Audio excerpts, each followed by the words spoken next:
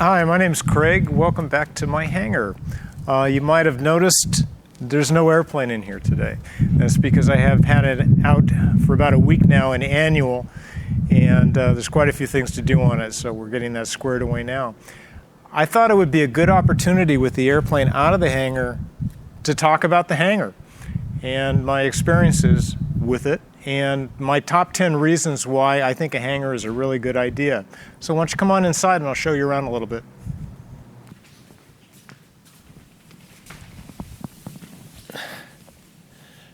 So I wrote down a couple of notes here about my top 10 reasons to keep a hangar that I think that you might be interested in hearing. And again, I'm just a pilot, like some of you are. These are just my thoughts on things. There is no right or wrong. It's all a matter of preference. But I think a hangar can be something of great value. And let me explain why. There's a guy on the internet by the name of Mike Bush that does Savvy Aviation. And I remember him talking about corrosion one time, and he made a very interesting observation. If you take your automobile and park it out on the driveway overnight, in the morning, sometimes you'll see dew on the windshield or condensation. But if you take that same car and park it in your garage, when you walk in the morning, the car's dry. And there's a reason for that, because you don't have the moisture in the garage. Sorry for the airplane noise. Same is true with an airplane. Shade hangars are great. I had a shade hangar for about 6 years at Sacramento Executive Airport, and I've had this hangar here in Gainesville, Texas, this enclosed hangar, for about 6 months. I don't think I could ever go back now. And corrosion is one of the reasons why. When you park the airplane in a fully enclosed hangar, there's a lot less chance of water seeping into places within the airframe. It's not just all about the engine, but there's other things within the wing structure, the airplane structure, that can collect moisture. And it's probably corrosion is the biggest enemy as far as aging an airplane. So that's one of the main reasons I like to have a hangar. There was a children's book that I wrote for both of my grandkids. It's called No Hangar for Charlie Bravo. There's an airplane just right down the row here that's been left outside for about 8 years, and the corrosion is unbelievable on it. And I'll show it to you in a second. You can take a look and see what weather and rain and sun can do to an airplane that's been left outside. Second reason, this is a great place to work on an airplane that's out of the cold. I have a motorhome. I used to park it in front of my shade hangar in Sacramento for that very reason. If I wanted to work on the airplane, I didn't want to be outside all the time. So I would just hang out in the motorhome, and it was great. I had the refrigerator, the TV, whatever. I would even spend the night sometimes. And then I would go out and I'd work on the airplane. I had a friend, Jamal, who I believe is still based there. It had a Mooney. And one time it must have been 45 degrees out, and it was raining. And he was under his shade hangar, and he was actually polishing his airplane. He was that much of a fanatic about aviation, and I really admired that. But I just remembered how cold it was, and I just thought, if you had your own hangar to do this in, it'd be so much more enjoyable. So it's a good place to kind of get out of the cold, work on the airplane. Reason number 3, you're obviously going to keep your airplane a lot cleaner out of the elements. When I had my shade hangar in Sacramento, I was washing the airplane at least every other week, even if it hadn't been raining, because of just all of the dust in the Sacramento Valley, the smoke when we had the campfires and things like that going on, and even bird droppings for the birds that would be up in the rafters of the overhead. All contributed to me every time I would come out and want to fly. I'm kind of funny about this. I don't like to fly a dirty airplane. So I would always wash it, which is fine, but it's a lot of extra energy and effort when you could be flying. When you come out to your hangar and it's fully enclosed, the airplane just stays clean for months. It's amazing. So I think that's a real advantage. It's a place to keep your cleaning supplies. It place that you can have AC power if you need it to run certain tools. You don't need streamers or fake owls on the tail of the airplane to scare away birds. There's just a lot going for it.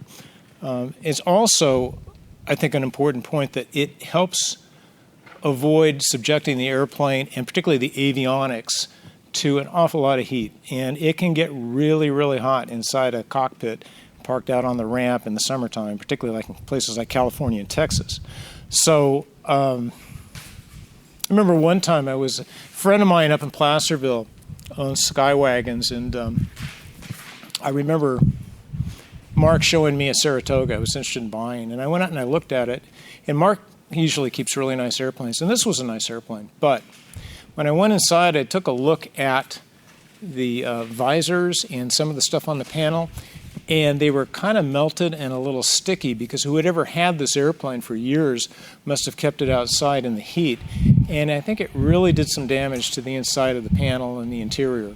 And it just made an impression on me that you'd have a really nice airplane like that and you would let it deteriorate. And I would say the plane was probably about $80,000 below market.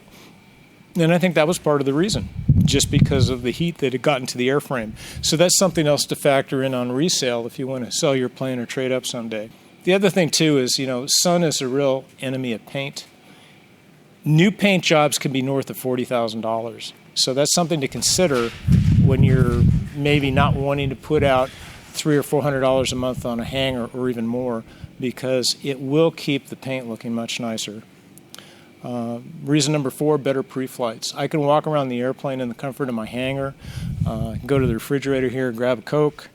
I can do my pre-flight planning. I don't have to be in a rush. I can check the oil. I can check the fluids. I can check, the tanks. And it's more fun. And it also, the lighting enables you to see things on the airplane that you might not even see outside if it's too bright. You can check the condition of the paint. If you have a clean floor on the bottom of a hangar like we have here, if I've got any fluid leakage, any spills, any oil, I'll see it immediately. And you may not see it out on an asphalt ramp. So that's just another reason that it makes the pre-flight much more enjoyable. Pre-flight planning as well, too. I can sit on the couch here and I can plan right before I jump into the airplane. Number 5, protection against vandalism, theft, and even hangar rash. I've never experienced any vandalism, so that's a real plus. But again, at the airport that I was at California, some driver crashed the gate on a Saturday night and was chased by police around the airport and hit several airplanes, including ones under the shade hangars, before the person was arrested. You're not going to have that problem with an enclosed hangar. That's a one-off, but there have been incidents where people have walked on to airports, I'm sure you've read about it, and either stolen things or caused vandalism. It's just one less worry with your investment in an airplane. You can also avoid hangar rash. If that's a term you're unfamiliar with, airplanes, if they get scratched because they're either being moved around in a community hangar to be brought in and out, or if you've got a large hangar where maintenance is being done in the airplane and people are moving it around, if they bang something, scratch something, that's called hangar rash.